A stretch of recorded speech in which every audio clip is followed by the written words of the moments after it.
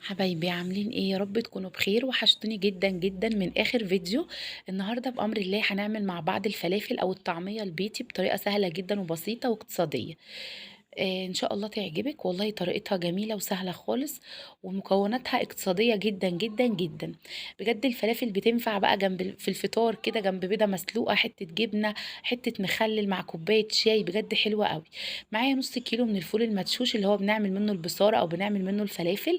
طبعا انا نقعاه 24 ساعه يوم كامل عشان يسهل عليا ايه لما اجي اضربه في الكبه او في الخلاط.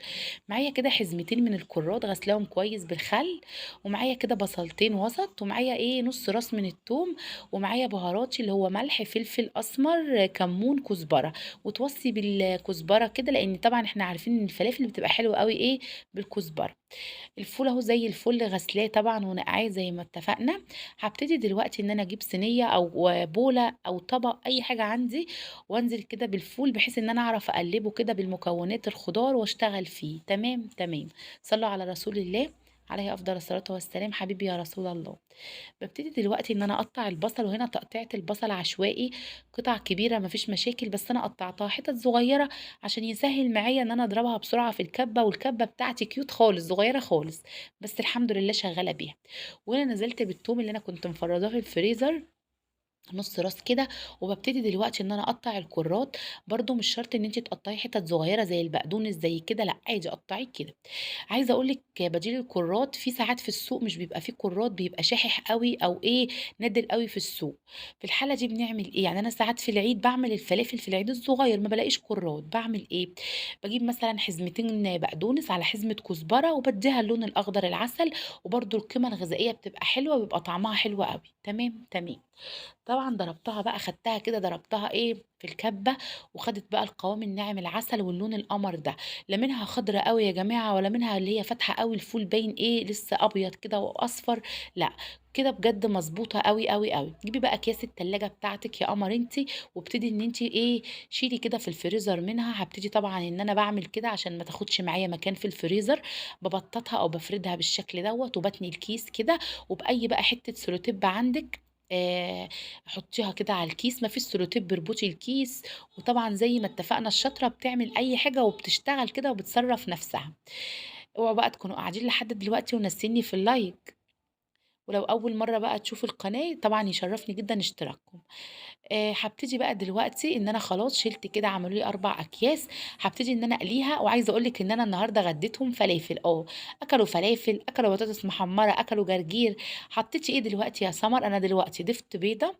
بحب قوي ان انا طبعا قبل ما بقلي الفلافل، حتى لو هشتري العجينه جاهزه من بره، ان انا بضيف بيضه بتديني هشاشه حلوه. طبعا قبل ما بتديني الهشاشه ديت بتديني قيمه غذائيه في منتهى الجمال زي ما احنا شايفين، وهنشوف دلوقتي الجمال. والله يا جماعة ريحة الفلافل دي وانا بقليها كانت ريحتها حلو جدا. يعني عايزة اقولك ان بجد تحسي ان انت تحسي ان انت بتقلي كفتة. طعمها حلو، يعني ريحتها جايبه اخر الشارع. طبعا ببل ايدي ميه، وعايزه اقول لك ان من جمال العجينه انا بليت ايدي مره واحده بس ميه، وما بليتهاش تاني. تمام تمام. ببتدي ان انا كده ايه اعملها كده دايره على ايدي، او اعملها بالشكل ده. في برضو اللي هي في اللي هي بتاعة الفلافل دي، ممكن لو عندك او ممكن تشتريها وتحطي في قلبها العجينة، تبليها كده بلة مية، وتحطي العجينة وتنزلي بيها على طول في الزيت. بس انا قلت اعملها كده على ايديا معاكم عشان يبقى ايه، ما استخدمتش اي حاجة ولا تكلفنا اي حاجة. تمام تمام. ببتدي بقى ان انا كده ايه اكورها او ادورها بالشكل ده. وببتدي انزل فيها انزل بالسمسم، او باخد شوية سمسم على ايدي كده على صوابعي، وبحط في الناحيتين. لو حابه انا بحط في ناحيه واحده. تمام تمام. عايزه اقول لك ان انا معايا دلوقتي طاسه كده فيها زيت على النار، والزيت يكون وسط حرارته وسط، ما يكونش سخن قوي بيغلي عشان الفلافل ما تاخدش لون معايا وتكون نيه من جوه وبسرعه تلاقيها شاطت منك. لا، لازم الزيت او لازم النار تكون، لازم الزيت اسفه يكون ايه هادي كده معايا، او يعني ايه وسط، مش اللي هو ايه سخن جامد. تمام تمام. وابتديت ان انا انزل بالفلافل، وهبتدي ان انا اقلبها بالشوكه بتاعتي كده اول ما تاخد اللون القمر ده. وبصي السمسم ثابت وجميله. عايزه اقول لك اني لا لزقت معايا ولا فكت معايا ولا جرالها اي حاجه، كل حاجه فيها مظبوطه. طعمها حلو قوي بجد. جنب اللفت بقى المخلل، خيار مخلل، ليمون معصفر، جوعوا جوعوا يا جماعه. بابتدي بقى إن أنا خلاص باطلّعها، وطبعًا عايزة أقول لِك إن أنا باطلّعها في مصفى مش على مناديل ولا حاجة، مصفى كده تكون سلك كده ضيّقة، وبابدأ إن أنا أنطُر فيها. طلّعتها في مصفى كده عندي، وبابتدي إن أنا عايزة أقول لِك إن المصفى اللي عندي إيدها مخلوعة، فأنا مخلّياها لتصفية الفلافل أو أي حاجة فيها زيت. نطرت كده أو يعني إيه هزّيت المصفى كده وصفّيت الفلافل، وبعد كده رجّعتها تاني في الطبق كده زي ما إحنا شايفين، قطّعت عودين بقدونس وحطيتهم أو فرشتهم في الطبق، وبعد كده طلعت طلّعت الفلافل عليها بعد ما صفّيتها. وعايزة أقول لِك بقى إن الدور التاني ده أو اللي أنا حطيته دلوقتي، ده طبعًا كنت حاشياه جبنة.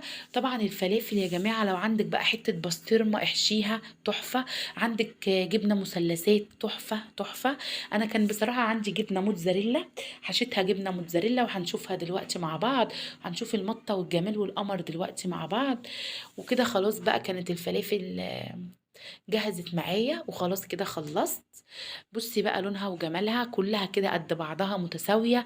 عايزة اوريكي قد ايه من جوه مطة الجبنة وهي سخنة كده عسل.